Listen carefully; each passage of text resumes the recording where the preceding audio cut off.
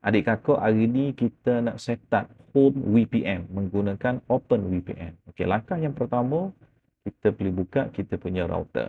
Okey, in my case saya punya router adalah TP-Link. Okey, we just need to log in to our router. Okey. Kemudian kita pergi pada advanced, and then sebelah kiri ni kita cari VPN server. Klik VPN server, kemudian kita akan nampak Open VPN. And then kita just perlu klik Open VPN. So kita nampaklah ini Open VPN punya configuration. We just need to enable the Open VPN. Klik enable. All the configuration kita leave it as is, as a default. Okay. So kita boleh tengoklah dia running at service port berapa, subnet dia apa. Okay. Next kita kena generate certificate. Kita just perlu tunggu je lah. Tunggu certificate ini completed. Okay, dah siap.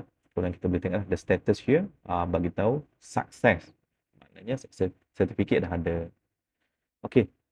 Semua setup yang kita buat, kita perlu save. Okay, klik save.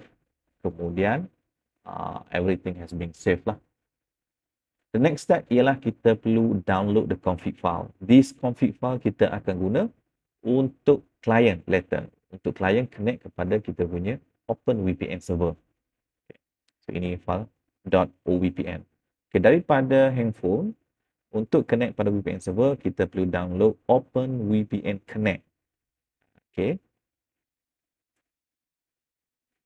Untuk saya punya case, saya dah download Open VPN, so I don't need to install anymore because dah ada dalam saya punya handphone. I just need to open the applications. Once the application open, kita perlu upload kita punya config file tadi. Config file yang kita download dalam previous step.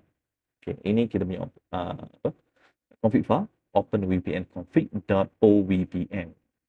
Once kita import, kita boleh tengoklah ini just profile name, by default dia letak nama untuk kita, and then this is the server name. Okay. Bila tengok hijau macam ni, memang dah connected to our home VPN. Dengan kata lain, saya dah boleh access saya punya application. Untuk buktikan, saya disconnect balik saya punya home VPN tadi dan saya cuba access saya punya router. Okay, kalau tengok dekat sini, saya cuba untuk access router tapi tak dapat sebab saya punya network sekarang tak connect pada saya punya local, tapi saya connect to 5G network. Tak dapat. Sebab apa? Sebab tak tersambung pada saya punya home VPN. Okey, apa yang perlu kita buat? Saya perlu pergi semula kepada Open VPN Connect, kemudian enable the VPN. Sekarang dah connected, saya perlu get back to the browser, cuba access semula saya punya saya punya router. Okey, right. Cajang.